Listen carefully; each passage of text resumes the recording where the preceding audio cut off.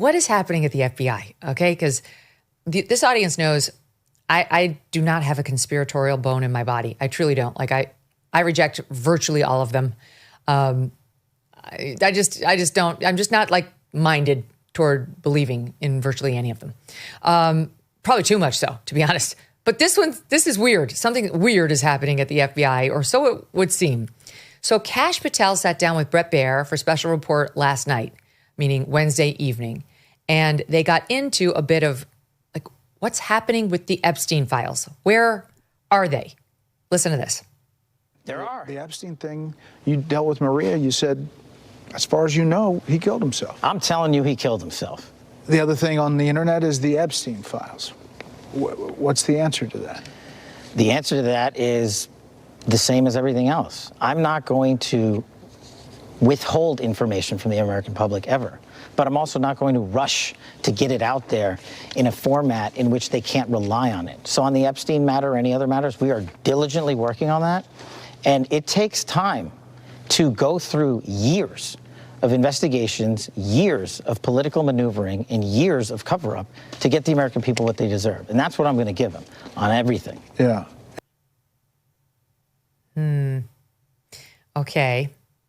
So that's him talking about Epstein. He said he believes Epstein committed suicide and that they're going through the files to make sure we get everything. This, of course, comes on the heels of Pam Bondi calling all these influencers to the White House and giving them files saying this is everything, only to find out that everything in those files was already publicly released and there was absolutely nothing new in them. Okay. Then she said the FBI's got documents we didn't know about, so we're going to get to the bottom of them. This is months ago. And now he says they're going through them. I mean, it's been a while. I'm not sure. Okay, I'm not saying he's lying. I just don't know what's happening here. I haven't figured it out. So Dan Bongino goes on Fox and Friends, and here he is talking about Epstein, SOT 12. There is nothing in the file at this point on the Epstein case, and there's going to be a disclosure on this coming shortly. We are working through there is video.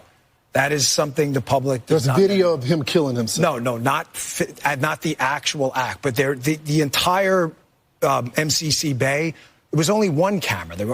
There's video that when you look at the video, and we will release, that's what's taken a while on this, we are working on cleaning it up to make sure you have an enhanced, and we're going to give the original so you don't think there were any shenanigans.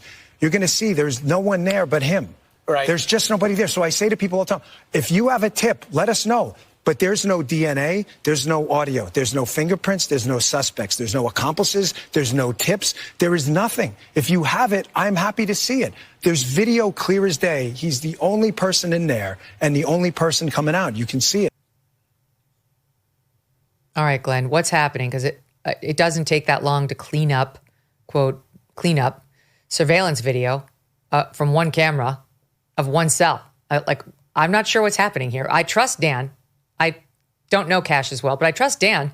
But I'm not sure we're getting the straight scoop. Well, I think that's the key context, is that the two people kind of being out front on this are Dan Bongino and Kash Patel, who over the last 4 years as kind of pundits and guests on podcasts and the like, have been among the most popular people in the MAGA movement, the most trusted people in the MAGA movement, and also the most militant when it came to the Epstein files. You can find tape of both of them, especially Kash Patel, saying it is an outrage that we don't have these files. The FBI director could release them today. What is he hiding? So that created an expectation that when Kash Patel and Dan Bongino got into that exact office, FBI director, deputy director, that they would then rectify what they had been so vociferously complaining about. Here we are 5 months later, and we don't actually have anything. The second thing is, I'm not somebody who really aggressively doubted that Jeffrey Epstein killed himself. I could see somebody who lived a life of luxury and living the high life, facing certain life in prison and deciding it's not worth it and trying to kill themselves. I don't really understand why people kill themselves in a federal prison, but it's happened before. But if they have proof that he killed himself, why don't they release it? That was the whole idea of transparency. And okay, if there's a video that needs work, how about the documents and the file they said they seen? But here's the biggest issue, Megyn, with the Epstein file. The question that has always hovered over the Jeffrey Epstein case was he got that sweetheart deal back in 2010 for trafficking minors for prostitution from Alex Acosta. He barely went to prison, got like a sweetheart deal. And Alex Acosta said afterward, I was told he was intelligence and therefore to leave him alone. So the real question, aside from like, are there people who participated with Jeffrey Epstein that we haven't heard of yet? And I'm not sure of that. We've had a lot of client lists released and the like, was Jeffrey Epstein working with or for foreign intelligence agencies or domestic intelligence agencies? And if they have 1,000 or 5,000 videos of Jeffrey Epstein having sex with minors, feel free to go watch those. That's not what people are interested in them. Why can't they first release those documents about who else, to whom he sex trafficked children, given that nobody has been charged with receiving the sex trafficking, only Epstein with the sex trafficking? Those are the kinds of things that I don't think we're getting very persuasive answers from. And Pam Bondi's excuse, oh, we have all these sex tapes to go through.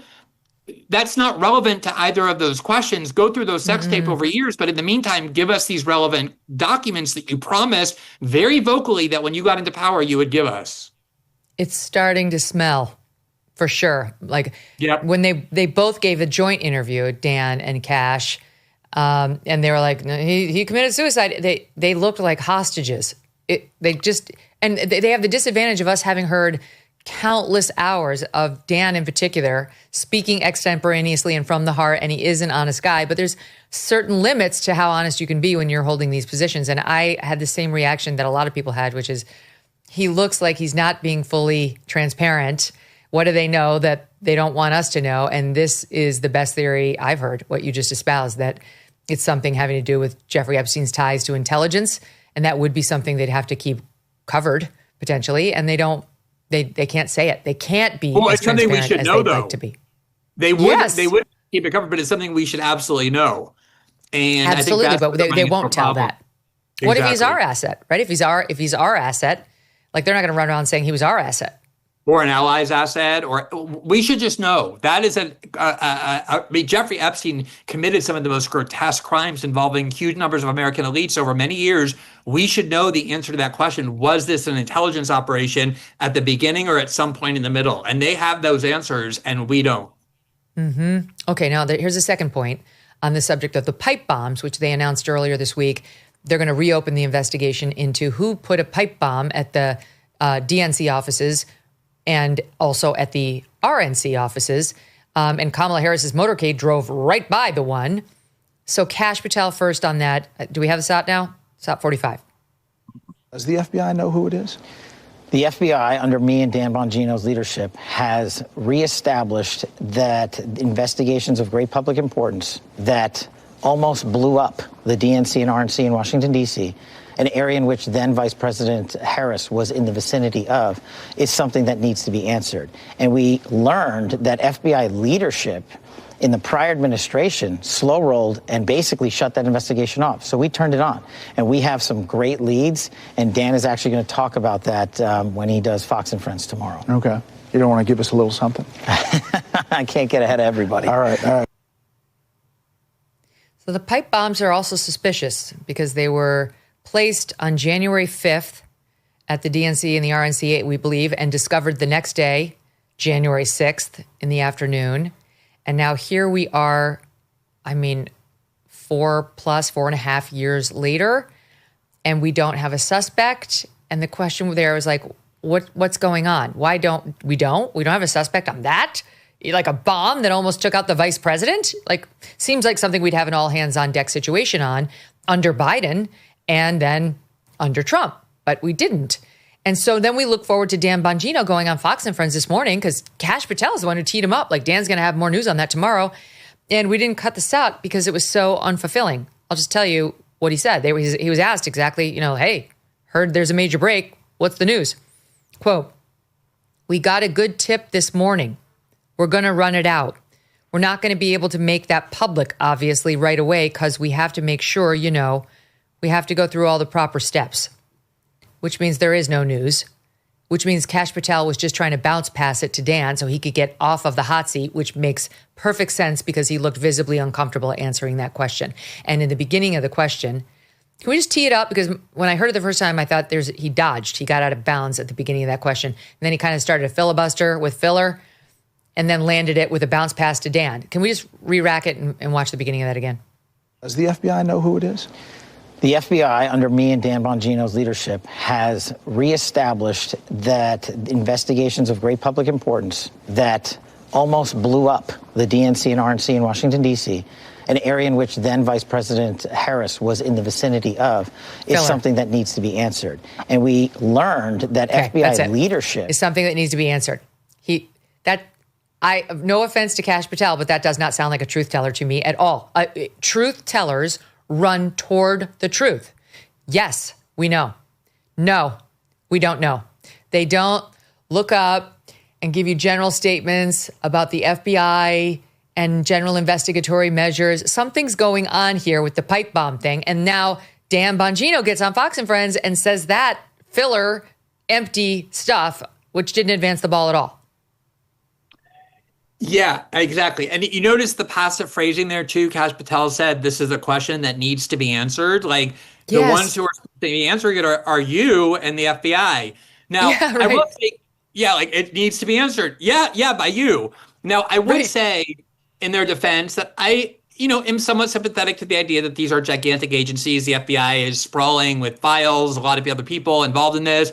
Might take some time to get in, hire your staff, whatever, figure things out. And then, on an investigation like this, make some progress and it might take a little time. But this is not what they were saying over the last 4 years.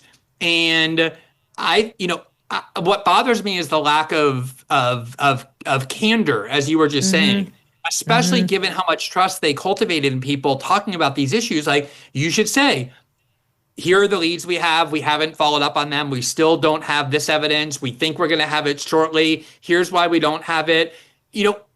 This world that they're in and all of these things that happen, like the pipe bomber and the Epstein thing, this is a very dark world where like the dark arts are practiced. And I know you're saying you don't believe in conspiracy theories. This is pretty basic about how the U.S. security state functions. And people who get into office, even at high offices, face a lot of pushback from very powerful factions who don't want things revealed that they had set out to reveal. And no matter how honest you are, no matter how strong you are, like Dan Bongino, I think is, once you get into those positions at that level and you're playing that high of a game, there's a lot of other players involved who are doing things to make you nervous, to make you intimidated, to make you scared, or just overruling you. And that, to me, is how they seem. Like they know they're not telling their supporters what they want to hear or explaining why they can't. And so it seems like there's other things going on that they're bothered by, almost a little alarmed about, and yet not willing to explain. And that's, I think, why everybody should be feeling you're getting. And they definitely have the disadvantage. A lot of people know Kash Patel very well and have listened to him on podcasts endlessly. I'm not one of them, but I know Dan very well. And so it's a disadvantage to Dan because we know how Dan speaks. There's no one more frank. There's no one more direct. So to hear him, try to do the dance a little is like, my spidey senses are up. I love the guy, but something's going on there. There's more news is coming. This July, there's a global summit of BRICS nations in Rio de Janeiro. The bloc of emerging potential superpowers, including China, Russia, India, and Iran, are meeting with the goal of displacing the U.S. dollar as the global currency. They're calling this the Rio Reset. As BRICS nations push forward with their plans, some worry global demand for U.S. dollars could decrease, potentially bringing down the value of the dollars in your savings. While this transition will not happen overnight, the Rio Reset could mark a pivotal moment. So learn if diversifying your savings into gold is right for you. Birch Gold Group can help you move your hard-earned savings into a tax-sheltered IRA in precious metals. Claim your free info kit on gold by texting MK to the number 989898. With an A+ rating with the Better Business Bureau and tens of thousands of happy customers, let Birch Gold arm you with a free, no-obligation info kit on owning gold before July and the so-called Rio Reset. Text MK to 989898 today. Thanks so much for watching. If you like what you just saw, hit the subscribe button for more clips and full episodes.